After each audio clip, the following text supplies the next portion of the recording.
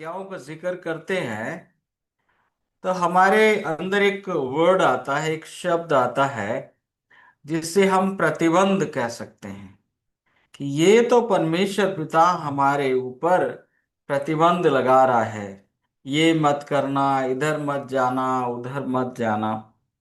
लेकिन मेरे प्रियो, ये प्रतिबंध नहीं है, ये प्रभु की प्रतिज्ञाएं हैं। जहां प्रभु प्रतिबंध लगाता है वहां पर वो हमें विनाश से बचाना चाहता है।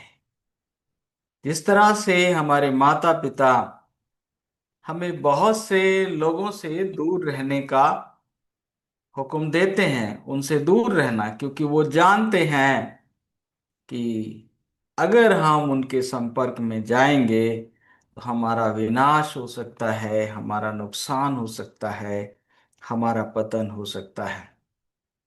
तो आज की सुबह में जो पहली चीज मैं साझा कर रहा हूं आपके साथ वो ये है कि परमेश्वर की आज्ञाओं को हम प्रतिबंध के रूप में ना देखें, प्रतिज्ञा के रूप में देखें। यही एक कारण है कि परमेश्वर की आज्ञाएं हैं वो पॉपुलर नहीं है।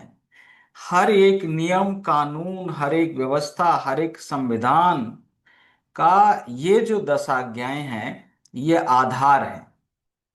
और इनमें से जो आखिर की 6 आज्ञाएं हैं वो मूल रूप से आधार हैं। और फिर भी ज्यादातर लोगों को 10 आज्ञाएं याद नहीं है। आइए हम सातवीं प्रतिज्ञा की ओर जाते हैं। और वहां लिखा है कि तू व्यभिचार मत करना। मेरे प्रियो, इस आज्ञा के बारे में नए नियम में मसीह यीशु ने भी बहुत कुछ बोला है और पतरस ने भी बहुत कुछ बोला है। नीति वचन तो भरा पड़ा है, इसके बारे में बार बार बोला है। तो प्रभु मेरे ऊपर एक चीज प्रकट करता है, 10 आज्ञाओं में ये एक ऐसी आज्ञा है जिसको लोग गंभीरता से नहीं लेते हैं। और इस आज्ञा के पीछे जो है वो शैतान छुपा हुआ। जनरल कॉन्फ्रेंस के हमारे डायरेक्टर साहब एक हवाई यात्रा कर रहे थे और हमारे लोग अक्सर क्या करते हैं, वो बातचीत करते हैं, उनसे परिचय करते हैं और कोशिश करते हैं कि उनको सुसमाचार पहुंचाया जाए। तो ये एक सज्जन जो थे वो हवाई जहाज में बैठे हुए थे और बराबर में एक सज्जन और बैठे थे।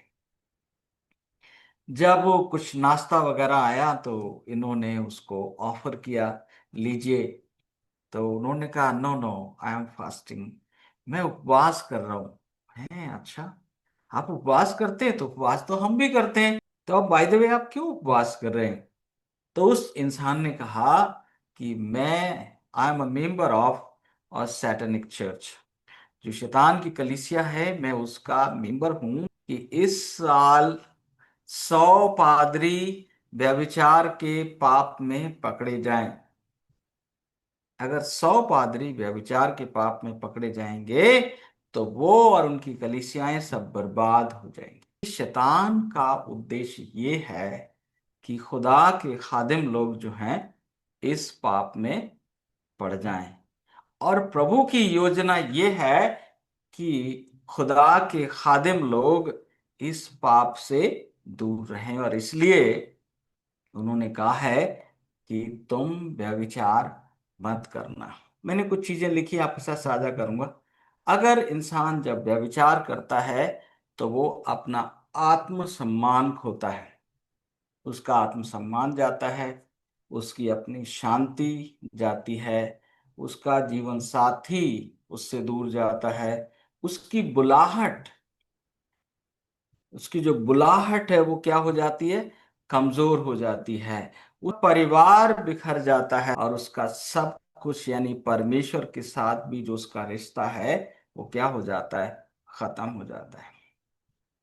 राय दाऊद की जिंदगी को हम देखें, दूसरा शमूएल 12 अध्याय अगर आप पढ़ेंगे तो आप पाएंगे कि राजा दाऊद ने, जब उसने लड़ाई के मैदान में मरवा दिया और उसकी पत्नी को अपनी पत्नी बना लिया, और इस बात के लिए परमेश्वर ने उसको ताड़ना दी, उसके गुनाह को माफ कर दिया, ये बात अलग है, लेकिन गुनाह का दंड उसको जरूर मिला। और कौन कौन क्या दंड मिला आप जानना चाहते हैं? तो दूसरा सामुएल 12 अध्याय 7 से 10 वचन पढ़िएगा, तो वहां बताया गया है कि इसका परिणाम तुझे भुगतना पड़ेगा। देखिए, उस दंड से दाऊद जैसा चुना हुआ भक्त भी बच नहीं सका। मेरे प्रियो, ये शैतान का हथियार है, और इससे प्रभु मुझे और आपको बचाना चाहता है। ये पुरुष और महिला दोनों के लिए नहीं है कि पुरुष ही इस पाप में गिरता है, स्त्री भी इस पाप में गिर सकती है। जब परमेश्वर कहता है कि तुम व्यभिचार मत करना, तो परमेश्वर इसके पीछे क्या कह रहा है? तुम्हें इसकी जरूरत नहीं है। उत्पत्ति 2:18, परमेश्वर ने कहा कि मनुष्य का अकेला रहना अच्छा नहीं, और इसलिए मैं उसके लिए एक ऐसा सहायक बनाऊंगा जो उससे मेल खाए। परमेश्वर ने हर एक को वो जीवन साथी दिया। यीशु मसीह ने बोला, 3 तरह के नपुंसक लोग होते हैं। एक वो हैं जिन्हें परमेश्वर ने चुना है, दूसरे वो हैं जिन्होंने अपने आप को परमेश्वर के लिए अर्पित कर दिया है, और तीसरे वो हैं कि दुनिया ने उनको क्या कर दिया है? नपुंसक बना दिया है। लेकिन ये जो पाप होता है, ये तन का पाप होता है। परमेश्वर के अंगों को लेकर वैश्या के अंग बनाओ? नहीं। आंखों को, अपने कानों को, अपने हाथों को, अपने पैरों को, अपने जिस्म को, अपने परिवार को, तो प्रभु दिन भर क्या करते हैं? रक्षा करते हैं। अगर हम बात करें इसमें स्वास्थ्य संदेश की, तो स्वास्थ्य संदेश इसमें ये है, क्योंकि ये पाप इंसान के अंदर गिल्टी बनाता, उसको ग्लानि पैदा करता है।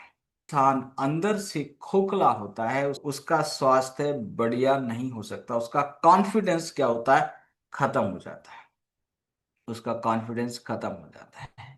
तो परमेश्वर करे कि आज के वचन से हमको प्रेरणा मिले, और हम इसे प्रतिज्ञा के रूप में लें।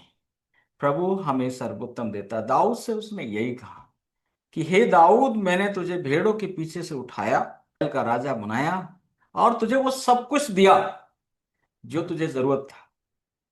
तो प्रभु करे कि जो हमारे पास है उसके लिए हम परमेश्वर का धन्यवाद दें।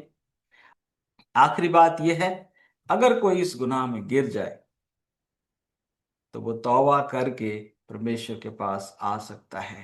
करे कि आज के वचन से मैं और आप प्रेरित हों, और वफादारी के साथ प्रभु के वचन में, प्रभु की सेवा में बने रहें। Thank you very much, and God bless you.